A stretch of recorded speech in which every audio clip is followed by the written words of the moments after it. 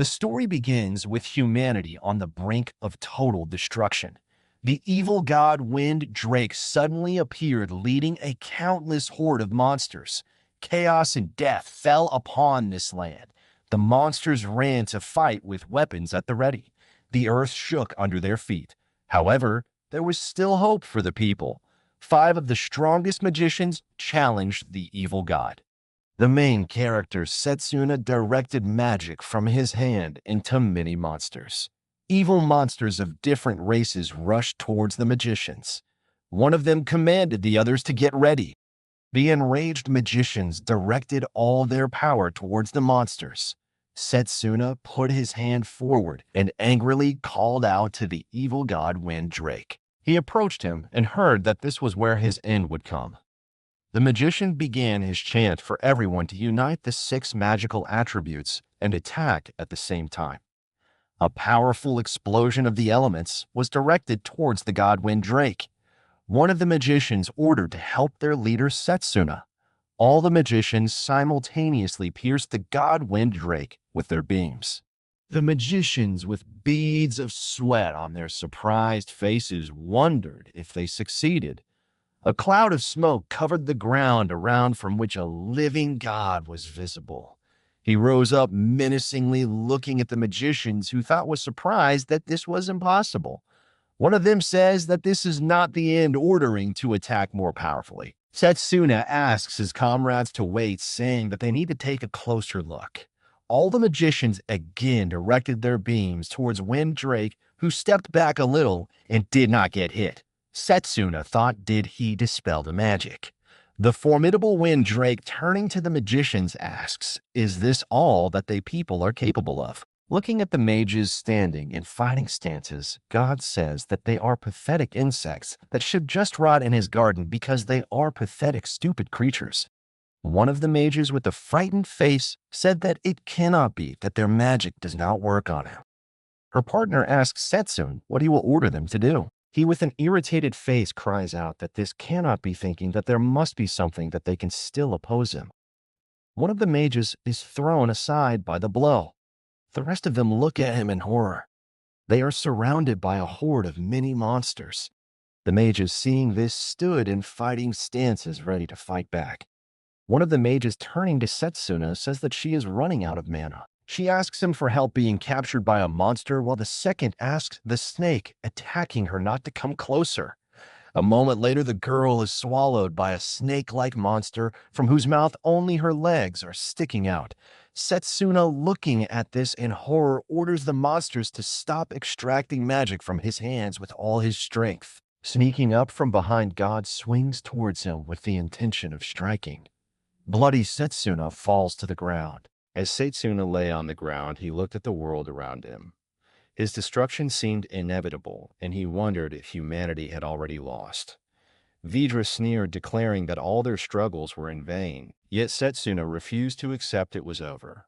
With the last of his strength, he launched a simple punch at Vidra, surprising himself when the attack actually affected the death god, if only slightly.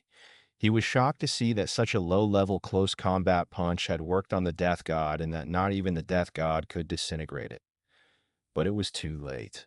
Setsuna's body was failing him, and he knew he wouldn't be able to continue. Vidra prepared to strike the final blow, taunting him that the playtime was over. Just then the pendant Atsuo wore began to glow. It reminded him of the gift from his headmaster. His headmaster had once told him that it was the emblem of resurgence, housing the spirit of the tower within it.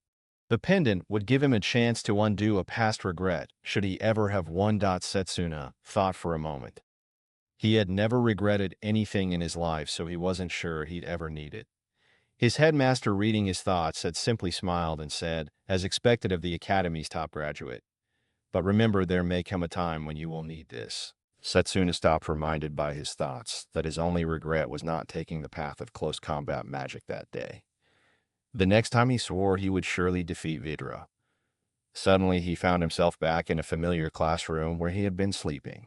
He jolted awake, startled by Leo's hit. Leo told him it was his turn. Setsuna was surprised to see Leo, remembering that he had disappeared before the death god had come. Looking around, Setsuna realized he was back at the Mage Academy. It seemed as though he had traveled back 10 years in time to the day of his bitter defeat with a chance to change everything and vanquish the death god. Leo urged him again, asking why Setsuna was so preoccupied in the middle of the ritual of choice. Setsuna snapped back to the present and agreed, walking to the front of the class where several teachers along with the headmaster were standing. A girl whispered to another that Setsuna was here, and the second girl added that he had an aptitude for multiple paths of magic. The man in front of Setsuna opened a book, emitting a soft light. Setsuna remembered that there were different paths of magic, each with its own unique set of spells. Once a mage chose a path to specialize in, it would be difficult to learn spells from other departments. It was much like trying to believe in two different religions at once. The man in front of him asked him to choose the path in which he wanted to specialize. The man displayed his skill confidently, telling Setsuna that he was sure he would choose it. Setsuna thought for a moment. Normally, he would have chosen a path of ranged magic, which involved creating elements to use mana and fire at opponents. It allowed mages to keep their distance from enemies, minimizing the risk of being attacked. And it could wipe out multiple opponents at once with wide area spells. He would become the strongest mage if he chose ranged magic, but that wouldn't be enough against the Death God. As Setsuna turned away from the ranged magic option, everyone was shocked. Leo, standing nearby, wondered what he was doing. Surely he was going to pick the ranged magic. They all questioned why Setsuna would choose melee magic, which seemed like the most useless option. The man explained that melee magic focused on strengthening the physical body. It was considered outdated and only effective in close combat. He compared it to someone being attacked by a swarm of arrows only to have a single rock to protect themselves. He asked Setsuna if he really wanted to destroy his future. Setsuna knew that by choosing melee magic, he was giving up any hope of becoming a renowned mage. However, this was the only magic that might help him defeat the Death God. He couldn't let go of that hope. The room fell silent as everyone watched him choose melee magic. They were shocked, but Setsuna was resolute. With this power, he would defeat the Death God. As Setsuna made his choice, there was a collective gasp of surprise, and the students began to chatter. Silas, the head of the ranged magic department, closed the book with a sigh, commenting that he had planned everything for Setsuna, believing he would choose ranged magic. In doing so, Setsuna would have become the greatest mage, and would have brought both fame and glory to Silas as his teacher. Setsuna, however, was unfazed by the murmurs around him. He knew that Silas's plans, while grand, wouldn't matter. In the next 10 years, the world had only 10 years left before destruction, and the Death God's first appearance was only 5 years away. Despite possessing all the memories of his past self, Setsuna lacked the experience needed for melee combat. He had no choice but to find a way to master it within the next 5 years. After the ritual was completed, the students were asked to return to their respective departments of magic. Setsuna, unsure of where his classroom was, wondered where he needed to go. He searched for Leo, but couldn't find him. He decided to ask a nearby boy for directions, but the boy, accompanied by a girl, brushed him off, quickly mentioning that they were running late. Setsuna observed the others, who were either already moving or ignoring him, whispering among their groups. He realized that the journey ahead wouldn't be an easy one, but he was determined to find his way. A boy nearby commented that the rumors about Setsuna being a prodigy might be wrong. Another boy guessed that Setsuna might just want to be the center of attention, which was why he chose melee magic. Setsuna reflected on how everyone at the academy was acting so differently from before, and he realized it was all because he had chosen melee magic.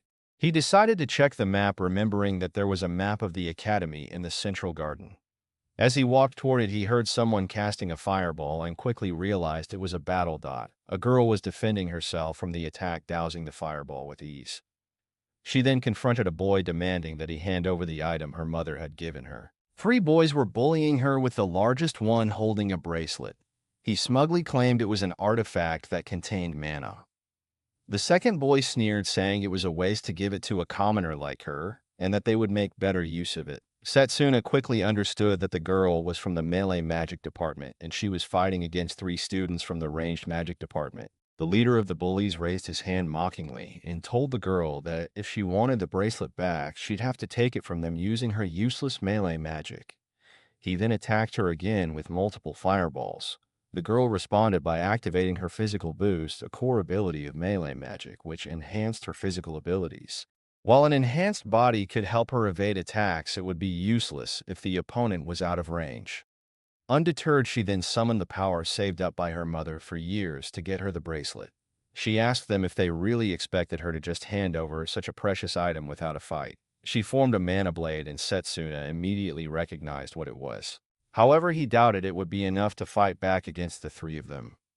The ranged magic department boy mocked her, claiming she was shaking in her boots and wondering if she could even reach him with that short blade. He attacked again with a fireball, forcing her to fall back. He taunted her, saying it was just as he had predicted, she wouldn't even be able to touch them. Then, with a cruel smirk, he released another fireball, asking if that wasn't the perfect analogy for her entire life. As the fireball was about to strike her, Setsuna rushed forward, lifting the girl out of harm's way. He asked if she knew where the melee magic classroom was and if she could show him the way. One of the boys realized it was Setsuna, who had stepped in and guessed that he had chosen melee magic as well. The leader boy smirked, saying that it was good news. Now he could crush Setsuna at his leisure. Setsuna stood his ground, calmly stating that he knew melee magic was considered weak, but since he had chosen it for himself, he would find a way to use it. He added that the outcome of a battle wasn't solely dependent on the magic a mage used. The girl, worried for him, begged him to stop, reminding him that they were seniors and he might get hurt. But the boy attacked, launching multiple fireballs at him, declaring that it was already too late. Setsuna focused, using his physical boost to concentrate his mana into his legs. He shot forward, dodging the fireballs with incredible speed. He thought that this would be easy, but as he moved, he wondered what would happen if he tried something more. He noticed the boy was only using fireballs, which led him to believe that fire was the only element the boy could control. The boy shouted at him to shut up, angrily questioning how Setsuna was moving so fast. He swore he wouldn't be beaten by Setsuna. The boy, now furious, created an even larger fireball with both hands, preparing to attack with all his power. Setsuna, however, summoned a sword from his mana and slashed through the fireball, leaving the onlookers stunned. The girl, wide-eyed, asked if it was possible to cut through a spell like that. Setsuna explained that a battle between mages ultimately came down to the control of mana. He recalled how even without a vast mana reserve, his precision in controlling his mana had made him one of the best. He felt the spell had more versatility than he had expected, and wondered what would happen if he combined speed with power. The boy gritted his teeth and declared that he would deliver an even more powerful blow. The fat boy warned him to stop, while the second boy cautioned that if the leader kept this up, an instructor might intervene. The boy ignored them, telling them not to stop him. He began chanting, and while he did, Setsuna rushed in, closing the gap in an instant. With a swift movement, he delivered a powerful mana fist to the boy, knocking him back. The boy stumbled back, and Setsuna clenched his fist, thinking how useful it would be in close combat. One of the boys wondered if melee magic wasn't the weakest magic, and the only difference was that Setsuna was wielding it. How had he become so strong? Setsuna then asked for the bracelet back. The fat boy reluctantly handed it over, deciding it was best not to escalate the fight further. The two boys then directed the injured one away. Setsuna returned the bracelet to the girl, telling her that it was precious to her. She squeezed his hand in gratitude and introduced herself as Lila Rosewell. She greeted him warmly and even extended her hand for a handshake. He introduced himself. As they shook hands, she swung it energetically, commenting that she knew he was famous and had an affinity for all paths of magic. Then she asked why he chose melee magic. Setsuna thought for a moment, knowing she wouldn't believe him if he told her the truth, and instead he asked if she could tell him where their classroom was.